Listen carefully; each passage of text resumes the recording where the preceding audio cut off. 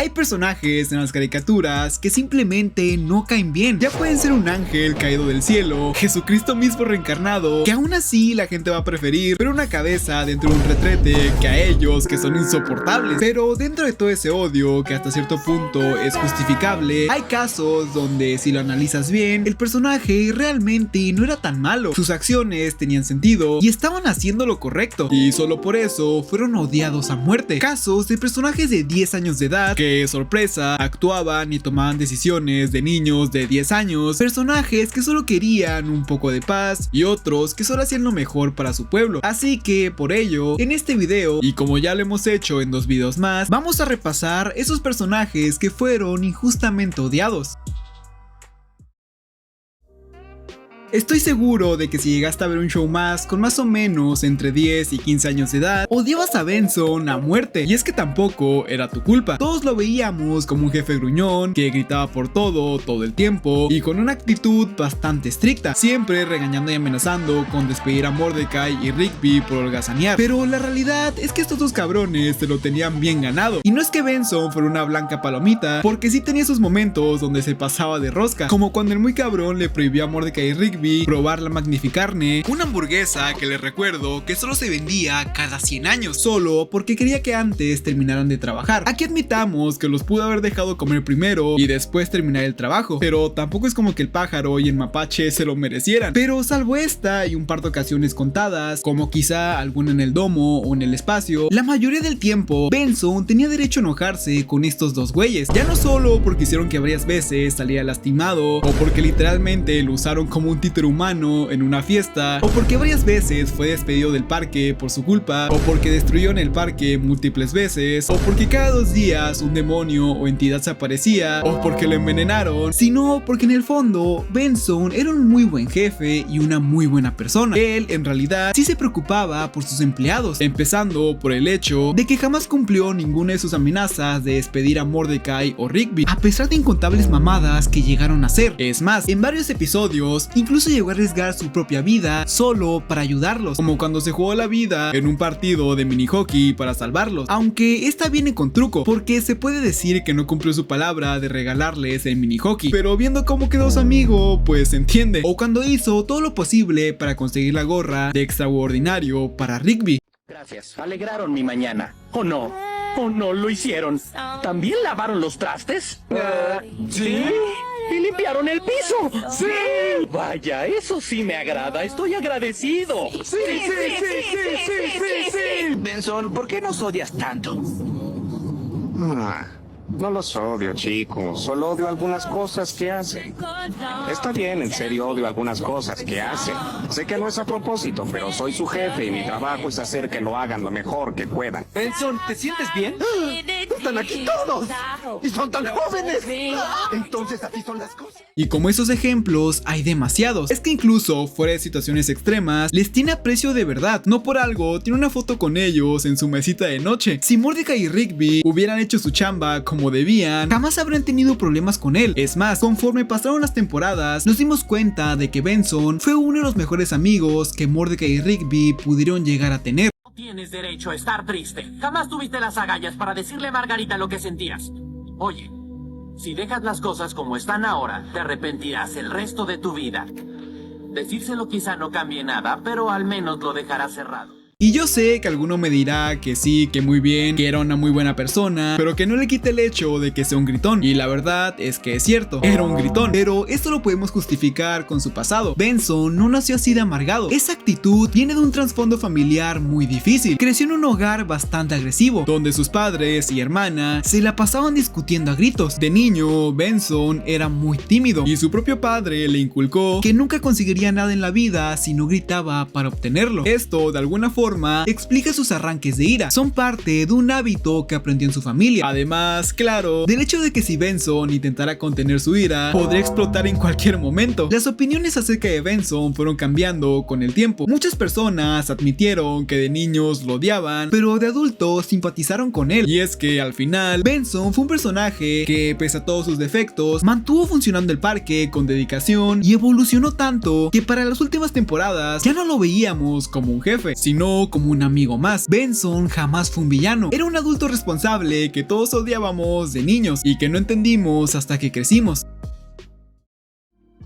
Otro personaje con el que pasa algo similar que con Benson es Calamardo, es decir que hasta que no creces no lo entiendes. A Calamardo solían presentarlo como el vecino malhumorado y gruñón que le arruinaba toda posible diversión a Bob Esponja y Patricio. Por lo mismo, durante años muchos niños lo vieron como un antagonista, y es que la verdad, pues su personalidad tampoco ayudaba. Era egoísta, sarcástico, insultaba a los demás diciéndoles idiotas y casi nunca sonreía. Pero es que no solo era eso, sino que además era vanidoso y cruel, ya que por ejemplo solía burlarse de los hobbies de Bob Esponja como hacer burbujas o cazar medusas, o en general de su actitud tan entusiasta. Pero a ver, yo en parte entiendo a Calamardo. Nadie puede ser tan feliz siendo explotado en el crustáceo cascarudo por 3 centavos. Y bueno, resumidamente fue odiado por ser antipático, negativo y tratar mal a todo el mundo, siendo que incluso cuando algo le pasaba, como cuando se rompió todos los huesos, mucha gente lo celebró. Ahora bien, antes de defenderlo, tenemos que entender por qué era así. Calamardo era un artista frustrado que tocaba el clarinete y que soñaba con tener un mínimo de reconocimiento, pero que lejos de cumplir ese sueño, se quedó atrapado trabajando como cajero en el crustáceo cascarudo, un empleo que él consideraba como mediocre y que además lo detestaba. Y ojo que ese dato es clave, odiaba su trabajo y se sentía estancado, además de que es un adulto muy solitario que vive solo en casa con su arte y sin muchos amigos. Todo esto mientras que sus vecinos, Bob y Patricio, eran ruidosos e invadían constantemente su privacidad y su paz. Con todas estas cosas, pues no era sorprendente que siempre estuviese de mal humor. Calamardo representaba al adulto promedio, cansado, con sueños incumplidos y vecinos muy molestos. Y es que, lejos de ser malvado, Calamardo en realidad era un personaje muy humano y comprensible. Aunque su forma de expresarse era desagradable a veces, solía tener razón en lo que decía. Bob y Patricio sí eran muy molestos, y cualquier persona normal perdería la paciencia si tuviese que convivir con ellos todos los días. Lo curioso es que a pesar de esa fachada muy gruñona, cuando Bob y Patricio estaban en problemas, Calamardo iba a rescatarlos. Sí, no era muy seguido, pero lo hacía a veces, y eso demostraba que en el fondo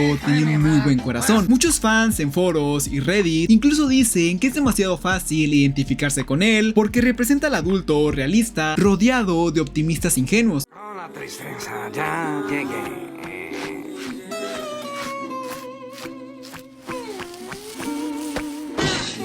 Y ahora voy a dormir por 100 años o algo así. Despiértenme cuando esté muerto.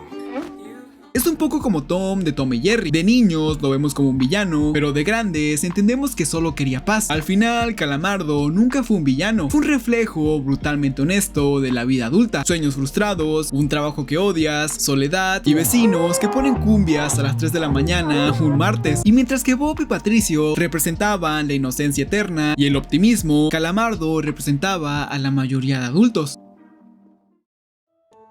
Pero antes de seguir con el video, solo quiero dar el anuncio de que voy a empezar a hacer streams aquí en el canal el viernes de esta semana para ver series juntos y cosas así que ahí los espero. Intensamente es una película. Yo sé que el título del video dice personajes de las caricaturas, pero pues qué más da, que trata principalmente sobre las emociones personificadas de Riley, una niña de 11 años. Y sorprendentemente, aunque Riley se puede decir que es alguien muy inocente, muchos la odiaron a muerte, todo por, según ellos, considerar que se portaba mal o que era malagradecida durante las películas. Recordemos que Virus es zurdo. Recordemos que en la primera película la trama muestra a Riley profundamente triste y enfadada por tener que mudarse de su ciudad natal a San Francisco, y dentro de esa crisis emocional trata mal a sus padres e incluso planea huir de casa. Cierta parte del público interpretó todo esto como que Riley era malcriada, egoísta y desagradecida por no apreciar el esfuerzo de sus padres. Y aunque pues está cabrona la actitud de Riley, hay que entender que si fuera perfecta, pues para empezar no habría película, no tendría sentido de existir. Además de que este tipo de comentarios muestran una clara falta de empatía hacia la edad y las circunstancias de Riley, porque estamos hablando de una niña de 11 años, no un bebecito de 240 mesecitos, una niña que quizá no sea capaz de comprender las cosas como un espectador de 40 años. Bueno, todo eso para la primera película, porque si hablamos de la segunda, quizá ya entramos a terrenos más pantanosos. En la segunda película, el problema principal con Riley es su comportamiento con sus amigos, ya que durante un partido de hockey llegó a tumbar a una amiga y además se distanció de ella solo para impresionar al grupo cool. Pero ahora sí, hay que entender a Riley. Ella tenía 11 años en la primera película y 13 en la segunda. Estaba en plena preadolescencia. Lo que vemos en la película es que sus emociones internas estaban en caos. Alegría y tristeza literalmente desaparecen de su centro de control emocional, dejándola dominada por miedo, furia y desagrado. Riley estaba sufriendo depresión y confusión. No era mala, estaba pasando por una crisis emocional genuina. De hecho, intensamente, fue elogiada por psicólogos por retratar de una forma tan precisa la salud mental de una niña. Desde una mirada más empática, Riley merecía comprensión, no críticas. Primero que todo, sus reacciones son completamente normales para alguien de su edad bajo esas circunstancias. ¡Tan buena! ¡Tienes que azotar, Riley! ¡Por todo eso, Francina, hermano! La ansiedad es demasiada presión para ella.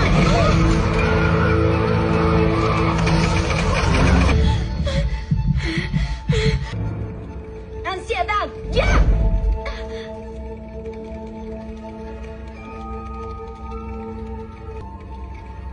¿Ansiedad?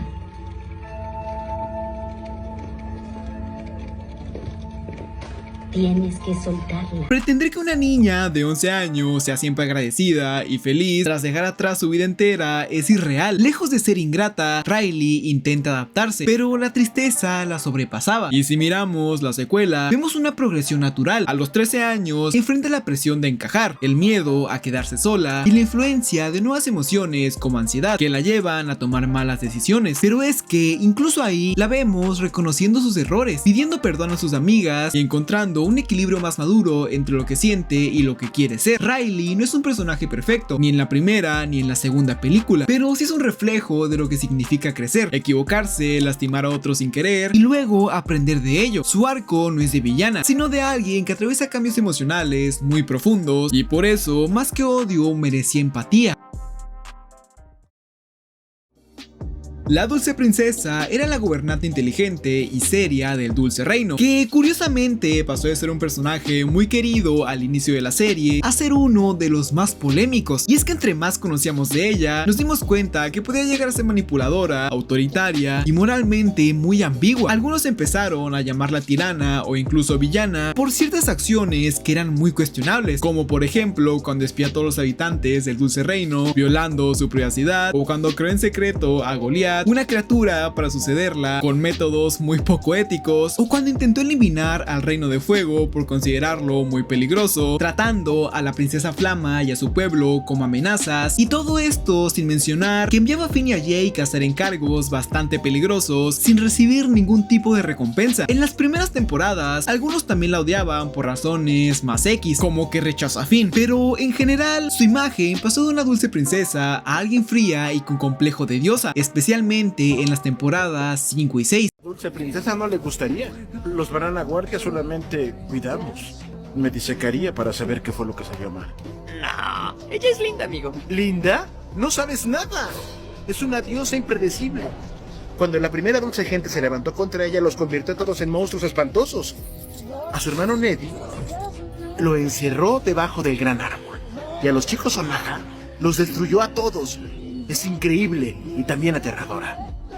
Pero es que tenemos que entender que la dulce princesa es un personaje con muchos matices y un trasfondo bastante trágico, ya que en realidad ella no es humana ni nada parecido, sino que más bien es una criatura de chicle de 800 años de edad, creada poco después de la Gran Guerra de los Champiñones. Esto significa que ella prácticamente reconstruyó la civilización en su zona, creando a la dulce gente desde cero. Ha visto peligros indescriptibles en ese proceso y por lo mismo siente una enorme responsabilidad de proteger eternamente a su gente, y teme que si ella llegase a morir, el dulce reino colapsaría. Este temor viene de que en el pasado ella vivió épocas caóticas con traidores y anarquía, teniendo que ser muy dura para sobrevivir, así que su tendencia a espiar y a controlar todo surge de un trauma y una paranoia del tipo: si algo me pasa, mi pueblo morirá. Por eso piensa que cualquier amenaza, como el Reino de Fuego, debe ser neutralizada preventivamente. No lo hace por maldad gratuita, sino por proteger a su gente. No se permitía ser vulnerable o pedir ayuda, lo que la hizo cada vez más fría sin darse cuenta. La dulce princesa tenía motivaciones muy complejas, además de un fuerte sentido del deber, traumas por el caos apocalíptico, miedo a perder a su gente y una ética muy diferente, ya que ella cree firmemente que el fin justifica los medios, especialmente si es por el bienestar de su reino. Todo esto podría llegar a explicar sus acciones tan polémicas, y si bien la dulce princesa ha cometido bastantes errores, reducirlo a una villana es bastante injusto. Ella sí hizo todas esas cosas que les dije al inicio, pero para cada una tuvo sus razones, y lo importante es que en momentos demostró que quería ser buena persona y que se esforzaba honestamente por mejorar. Por ejemplo, tras ser destronada, se puso a reflexionar sobre cómo se había vuelto paranoica y decidió cambiar. En la temporada 7 la vimos pidiendo perdón a Marceline, a la dulce gente, y actuando con más humildad. Además, reconoció que su plan contra el Reino de Fuego fue muy exagerado y luchó junto a Finn y Jake para salvar a U. La dulce princesa tenía una brújula moral muy fuerte, solo que distinta a la de Finn y Jake. Su error fue no mirar sus propios sentimientos y volverse tan racional hasta la frialdad, pero cuando se dio cuenta de lo lejos que llegó, trabajó para arreglarlo. Esto se ve cuando hace una pausa y reflexiona sobre sus prioridades, dándose cuenta de que al reprimir sus emociones se volvía tóxica y temerosa. A partir de ahí, la dulce princesa cambia para bien, delega más responsabilidades, deja de espiar a todos y repara sus relaciones rotas. Incluso en la gran batalla final, pelea lado a lado con sus amigos para salvar a todos, no solo a su gente. Así que sí, la dulce princesa era un personaje muy completo, que sí hizo cosas moralmente cuestionables, pero siempre por el bien común de su reino. Ella evoluciona y corrige el rumbo al reconocer sus fallos, y no es justo ignorar también sus buenas acciones. Creó un reino próspero de la nada, derrotó a villanos peligrosísimos y salvó a muchas vidas con su ciencia. La dulce princesa no fue la villana que algunos pintan, sino una líder marcada por el trauma, el miedo a perder a su pueblo y la enorme responsabilidad de sostener un reino en un mundo muy caótico. Sus decisiones duras nacieron de la necesidad de proteger a la gente que había construido, no de la maldad gratuita, y aunque sí cometió errores, supo reconocerlos, cambiar y crecer. Por eso, más que odiarla, hay que entenderla como lo que realmente es, uno de los personajes más complejos de Hora de Aventura.